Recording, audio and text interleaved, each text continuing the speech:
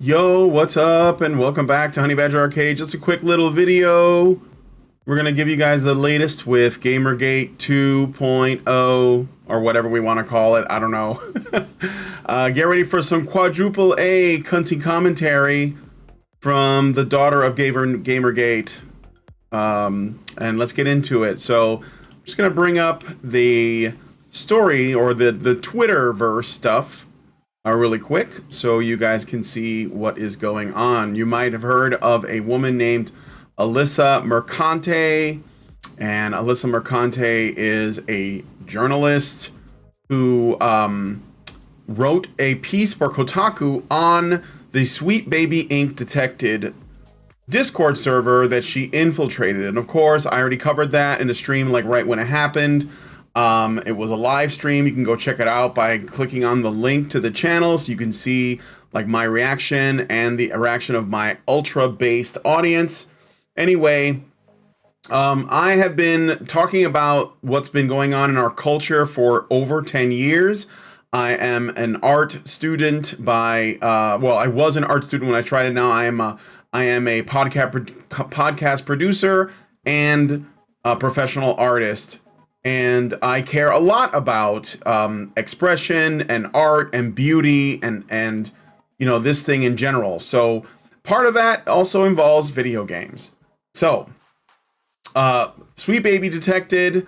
I won't go into it now, but the long story short is it was a group put together by an individual on Steam that would compile every video game franchise or video game product that a certain consulting group called Sweet Baby was involved with. And the reason why is because the Sweet Baby consulting group has a bit of a track record of injecting far left commie politics into all of their products, and they put the gameplay and the actual like quality of the game itself on the back burner. And there was an issue with that because people spend their hard-earned money on games and they want something that's going to be fun, something that will work, something that will be enjoyable, something that will not preach at them like a sermon. And so they were like, well, we want to know who's doing this so that we can basically like decide for ourselves whether or not we're going to give them any of our money. And so he put that together, and it was very problematic to say the least with progressive communists. And so there was a back and forth about that. People were trying to get them shut down on Steam because they formed a Steam group. And fortunately, and I say go Valve for doing this, but it has been upheld. The Steam group continues to exist, as well as a Discord server. And just like I said before, because I've been involved with this, I was there for Gamergate from the beginning. I'm one of the artists that created a bunch of the images of Vivian James, who is the girl that you see here in front of you. She is the daughter of Gamergate. And so I've been always involved from the beginning, and I've always been a fan of, let's say, like, not just ethics in journalism, but just kind of pushing back on far left political entryism in every sphere, especially spheres that are occupied by men. So, Alyssa Mercante, who is pictured, this is her Twitter page, where she says, "Hi, you can't be racist against white people. Thanks for tuning in." Literally a response that people were all replying to that they found to be, you know, like, I guess, racist or offensive. And I would agree, except for the fact that she's putting her quote up on her Twitter page tells you that she doesn't care what you think.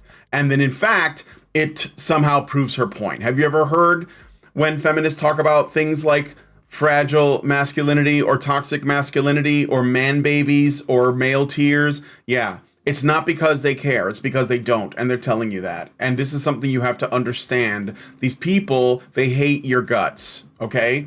So why am I bringing up Alyssa Mercante? Like, who gives a shit, right? Well, she was the one that wrote the original Kotaku article, which is here. And like I said, I covered it on my channel.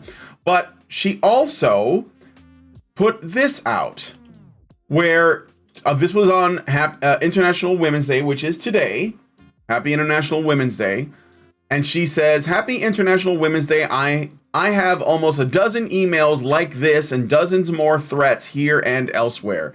You keep being normal gamers."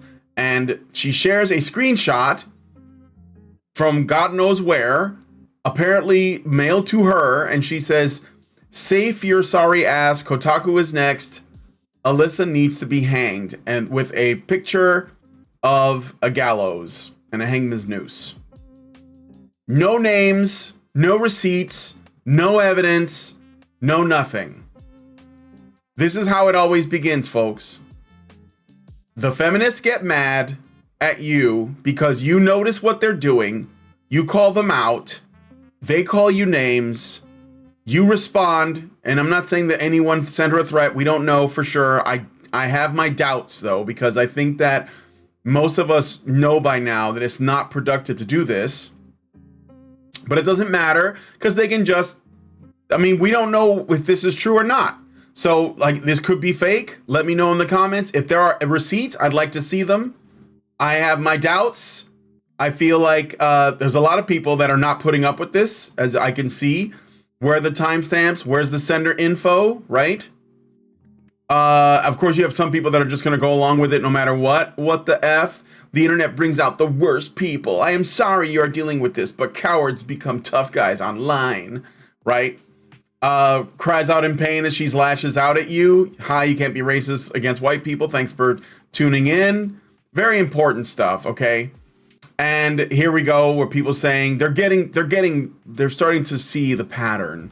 There's pattern recognition happening in the normies, in the Twitter people. I find it funny that whenever death threats are posted, they are always badly cropped and look completely fake. Right? I mean, obviously, if this was true, any of this, there'd be reports filed, there'd be names dropped, or something. But there isn't. There's just this. This is just put up here.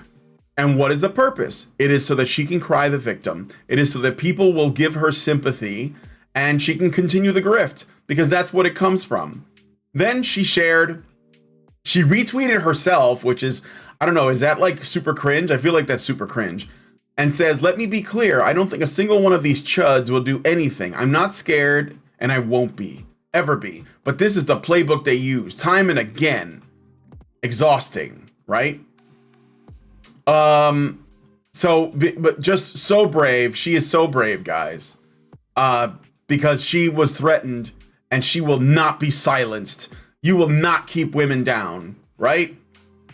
One more from her, and then I'm gonna wrap it up. I just wanted to show you what the reaction is. So a lot of white knights, a lot of other feminists, and a lot of journalistic, corporations are gonna come out of the woodwork, and they're gonna start saying Alyssa Mercante is the victim of all this shit, and of course she's gonna profit from it. That's where I think that's where it ultimately lands. Hell, when Anita Sarkeesian and Zoe Quinn did it in 2014, started doing it around that time.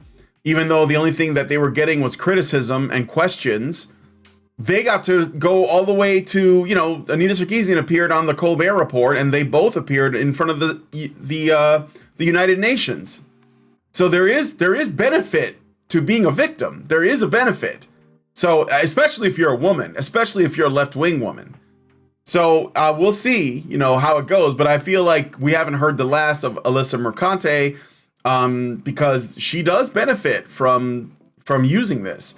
So anyway, she goes on to say in this other tweet, just a reminder, you can't win with conspiracy theorists who live in echo chambers. You just post a screenshot of a death threat. They want more information. Yet the same people who are claiming I'm faking it are accusing me of trying to dox an entire community, which she did. She was trying to get that done. Make up your mind. No, actually, those things can both be true. Like, they can both be true. You could require evidence of a death threat in order to, because you're making a very serious allegation, okay? You can require evidence of a death threat, but also you could be trying to dox people. Like, you could be doing both of those things. In fact, like, Crash Override Network was trying to dox people, and it was run by Zoe Quinn and Arthur Chu. And it probably still exists in some incarnation to this day. And then she replies to herself and says, "Oh, that's right, you can't make up your mind because you don't have a stance. You just watch a few YouTube videos, get radicalized based on whatever they tell you, and become keyboard warriors." get a job, go for a walk, contribute to society, or, you know, stay mad. Says the journalist that works at Kotaku. How the hell are you contributing to society? That's not a real job. Like, did you see what's happened to Vox and Vice and Gawker? And Jezebel? Guess what? Guess who's next? Actually, I think she used to write for Jezebel too. Yeah, see? Jezebel. So she used to write for Jezebel, Games Radar. These people, they're kind of scum. They are kind of scum. So just wanted to share that information. Let me know what you guys think about this in the description, or I'm sorry, in the comments section. Appreciate it. And yeah, I'll be back with more. I have lots more to talk about. Not only are the journalists going to be coming out, but also devs that have worked with Sweet Baby are starting to essentially come forward with their own cope and defenses for this, for the quality of their own products.